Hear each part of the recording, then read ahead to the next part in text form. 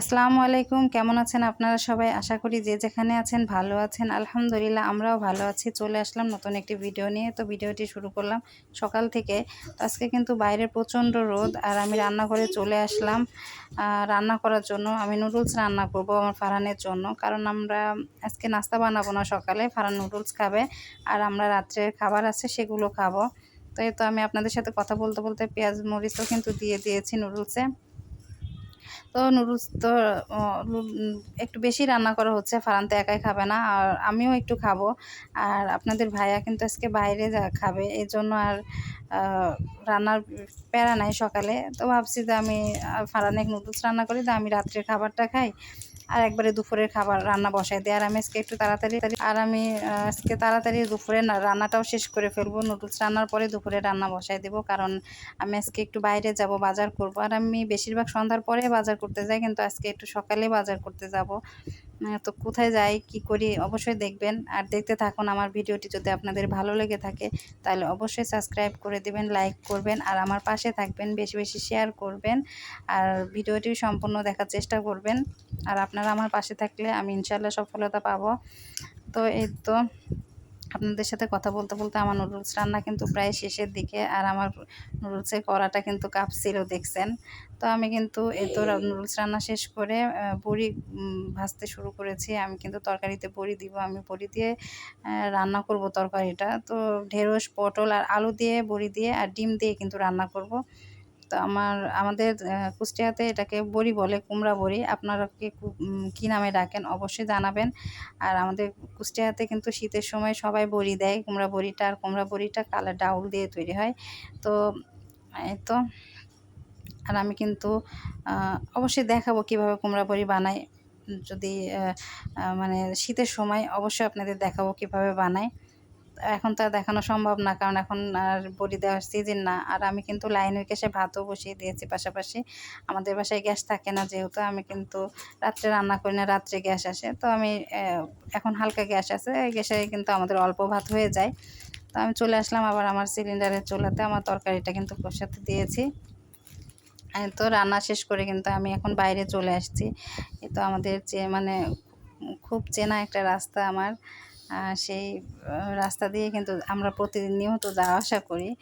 তো আমরা যাচ্ছি এখন, আমি আর আপনার ভাইয়া, ফারহান সবাই যাচ্ছি আমরা। তো আপনার ভাইয়া আমাকে বাজার করে দিয়ে অফিসে চলে যাবে। আর এই তো দেখেন, এটা হচ্ছে OGSB হসপিটাল। এখানে কিন্তু আমার ফারহান হয়েছিল। তো কথা বলতে বলতে আমি কিন্তু গোশের দোকানে চলেও এসেছি। এই তো আমাদের কিন্তু গোশ কেনা শেষ, আমি কিন্তু বাসায় চলে আসছি। তো বাসায় এসে গোশটা আমি সরাসরি মানে পলি থেকে একদম বক্সে উঠায় রাখছি, কারণ আমি ফ্রিজে গোশ এভাবে রাখি। আমি মাছও কিন্তু বক্সে করে রাখি, আবার গোশও কিন্তু বক্সে করে রাখি। এর আগের ভিডিওতে আপনাদের আমি মাছ কীভাবে ফ্রিজে রাখি এটা দেখাইছি। আর এখন কিন্তু আমি গোশ কীভাবে ফ্রিজে রাখি এটাও দেখাইলাম। আপনারা এভাবে রেখে দেখতে পারেন, ফ্রিজ কিন্তু নোংরা হয় না। এভাবে যদি আপনারা গোশ মাছ যদি রাখেন, আপনারা যদি এভাবে গোশ মাছ ফ্রিজে বক্সে করে রাখেন, দেখবেন আপনাদের ফ্রিজ দিয়ে কোনো গন্ধ বের হবে না, আর ফ্রিজটা সব মানে পরিষ্কার থাকবে, ভালো থাকবে। তো তুমি কি করছো? ওরে বাবা, তুমি এই বাবুলটা কোথায় পেয়েছো? লটারিতে। লটারিতে গিফট পেয়েছো? হ্যাঁ, একটা চিঠি দিয়েছি।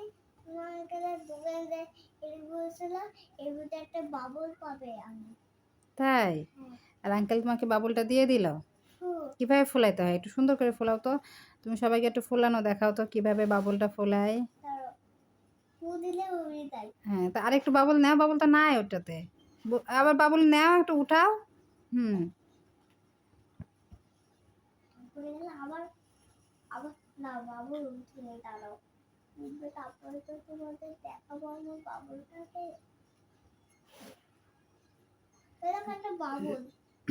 একটু সবাইকে বলে দাও সাবস্ক্রাইব, লাইক করতে বলে দাও একটু। লাইক করবেন, এদিকে ঘুরে বলো। লাইক করবেন, সাবস্ক্রাইব করবেন, কমেন্ট দিবেন। লাইক করবেন, সাবস্ক্রাইব করবেন, কমেন্ট দিবেন। হয়েছে হয়েছে হয়েছে, আর আর বলা লাগবে না, আর বলা লাগবে না।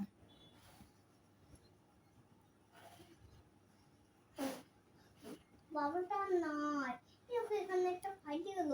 না না এটা এখানকার তো ভিডিওটি দেখতে থাকুন। ভিডিওটি যদি আপনাদের ভালো লেগে থাকে তাহলে অবশ্যই সাবস্ক্রাইব করে দিবেন, লাইক করে দেবেন, শেয়ার করে দেবেন।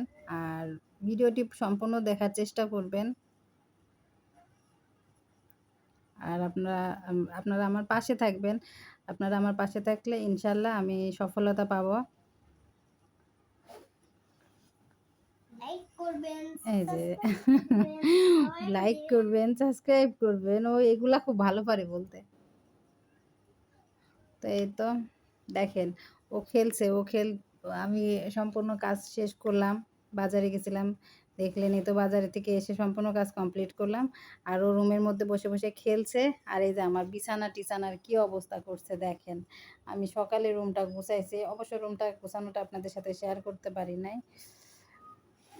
মানে অন্ধকার বলতে বাইরে রোদ্রের আলোতে রুমটা পুরো অন্ধকার ও বাবা লাগছে। গো আমি এই যে ফেটে দেখছেন? গেলাম। বসে বসে খেলছে। ও কিন্তু বাইরে যায় না। ওর বাইরে যাওয়ার প্রতি কোনো চাহিদা নাই। সবসময় বাসার মধ্যেই ও খেলাচ্ছে করে, ভুলটা খেলে। দেখো আম্মু, এখানে একটা বই দিছে, আমার হাতে একটা। দেখো। ও ও কিন্তু পুরা কুষ্টিয়ার ভাষায় কথা বলে। কই আম্মু, দিছে দেখছেন? আম্মু দেখো, আম্মু দেখো, বাবা, আম্মু দেখো তো এই দেখো। আমার একটা বাবু হ্যাঁ, দেখেছি। কি পইড়িছে বাবা? বাবল। ও পুরা কুষ্টিয়ার ভাষায় কথা বলে। পইড়িছে। গ্রামের ভাষায়। ও থাকে এখানে, তারপরে ওখানকার ভাষায় কথা বলে, মাতৃভাষায়। কে বলে মাতৃভাষা? তো ভালো থাকবেন সবাই। আল্লাহ হাফেজ। দেখেন পাখনা।